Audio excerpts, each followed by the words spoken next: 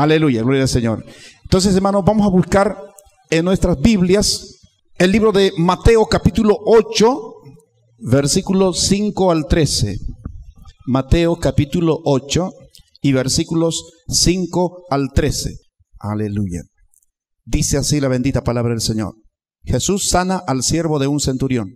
Entrando Jesús en Capernaum, vino a él un centurión rogándole y diciendo: Señor, mi criado está postrado en casa, paralítico, gravemente atormentado. Y Jesús le dijo: yo iré y le sanaré. Respondió el centurión y dijo: Señor, no soy digno de que entres bajo mi techo. Solamente di la palabra y mi criado sanará. Porque también yo soy hombre bajo autoridad y tengo bajo mis órdenes soldados. Y digo a este: ve y va, y al otro: ven y viene, y a mi siervo: haz esto, y lo hace. Al oírlo Jesús se maravilló y dijo a los que le seguían: de cierto os digo que ni aún en Israel he hallado tanta fe.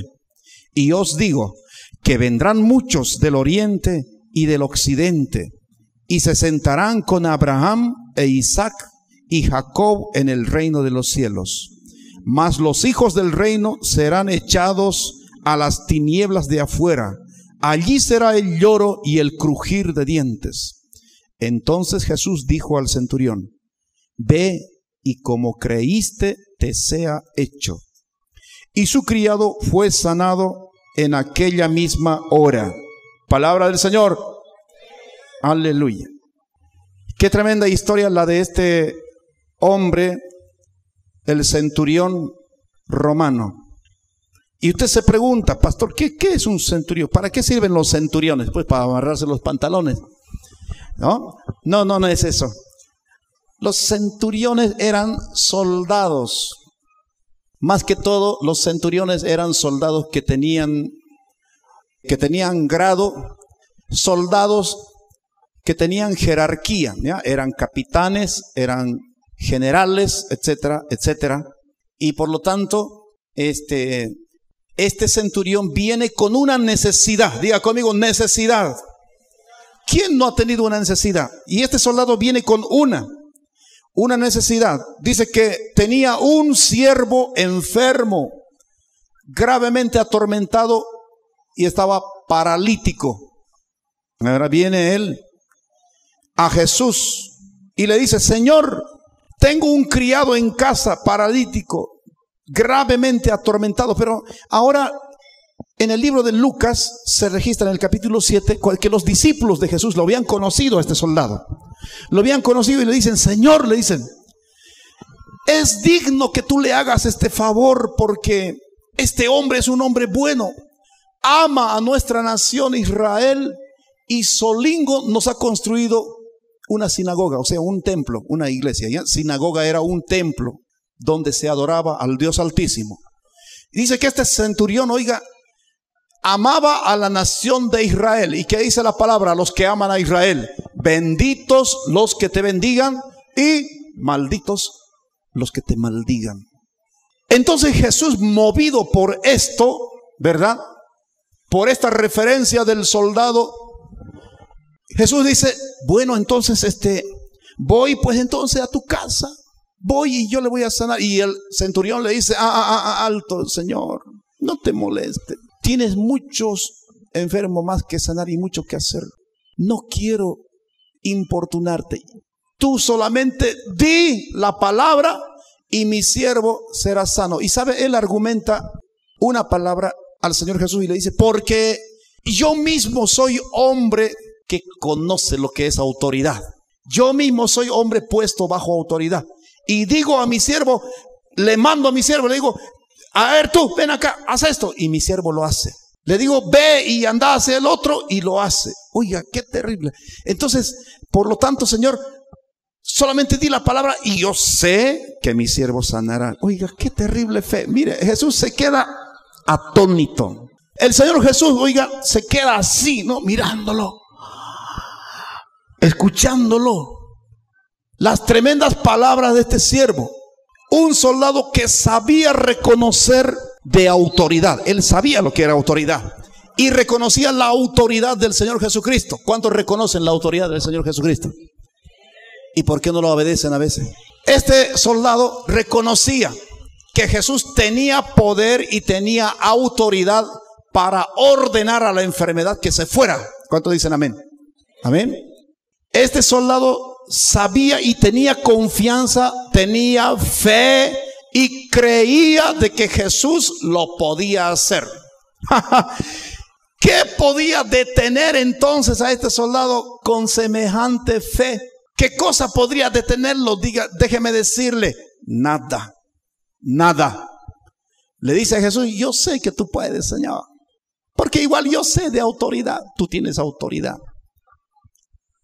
Y Jesús se queda y les mira a los otros, a los discípulos, le dice, muchachos, miren, ni siquiera en Israel he visto tanta fe como la de este hombre. Diga conmigo, fe, fe, fe. Y ahí Jesús dice una palabra, os digo que muchos vendrán, dice la palabra, Señor Jesús, del oriente, del occidente, y se sentarán con Abraham e Isaac y Jacob en el reino de los cielos. Mas los hijos del reino, dice, serán echados afuera en la condenación eterna. Allí será el crujir y el lloro, el crujir de dientes. Ahora se está refiriendo a que el soldado no pertenecía a Israel, era un soldado romano, no era del pueblo de Israel, no era judío. Jesucristo había venido a los suyos, a los judíos primeramente. Él vino para implantar el reino de Dios entre su pueblo Israel, y después ya estaba planificado que el Señor Jesús iba a mandar a los gentiles. Primero era a la casa de Israel. Ahí primero era el centro operativo de Jesús. El centro de operaciones era primero Israel. No iba a atender a ningún otro que no fuera israelita. Pero ahí hace Jesús una excepción tremenda. Primero los discípulos dicen, es digno, Señor. ¿Por qué tuvieron que decirle que es digno? Porque Jesús no le hubiera hecho caso, ni le hubiera mirado. Es digno, Señor, porque ama a nuestra nación. Ha construido una sinagoga el solingo con su plata. Entonces Jesús, bueno, entonces iré. Y mucho más todavía cuando el centurión le dice, no es necesario que tú vayas. Sé que tú puedes hacerlo. Sé que tú tienes autoridad. Entonces Jesús se queda, oiga, maravillado al ver la fe de Dios. ¿O la fe de quién? No, al ver la fe del hombre, del centurión. Y le dijo, así como creíste tú, te sea hecho. Dígale al hermano que está a su lado, así como tú crees, que sea hecho. ¿Qué es lo que tú crees de tu futuro? ¿Qué es lo que tú crees de tu persona? Así como tú crees, que sea hecho. Así como el Señor Jesús le dijo. Amén. ¿Cuántos dicen amén? ¿Cuántos tienen fe de que usted va a hacer grandes proezas en Dios? De que usted va a realizar cosas grandes en Dios. ¿Cuántos tienen fe? Dale un poderoso aplauso al Señor Jesucristo.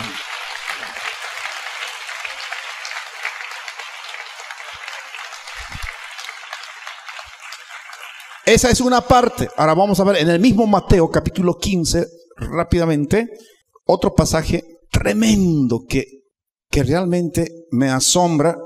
Capítulo 15 de Mateo, versículo 21 a 28, dice así la palabra. La fe de la mujer cananea. Saliendo Jesús de allí, se fue a la región de Tiro y de Sidón. Y he aquí una mujer cananea que había salido de aquella región, clamaba diciéndole, Señor, Hijo de David, ten misericordia de mí. Mi hija es gravemente atormentada por un demonio. Pero Jesús no le respondió palabra. Entonces, acercándose sus discípulos, le rogaron diciendo, despídala, pues da voces tras nosotros. Él respondiendo dijo, no soy enviado sino a las ovejas perdidas de la casa de Israel. Entonces ella vino y se postró ante él diciendo, Señor, socórreme. Respondiendo él dijo, no está bien tomar el pan de los hijos y echarlo a los perrillos. Y ella dijo, sí, Señor, pero aún los perrillos comen de las migajas que caen de la mesa de sus amos. Entonces respondiendo Jesús dijo, oh mujer, grande es tu fe, hágase contigo como quieres. Y su hija fue sanada en aquella hora. Qué tremendo, qué tremendo, qué tremendo. Siempre las mujeres haciendo historia, ¿no? ¿Cuántas mujeres dicen amén?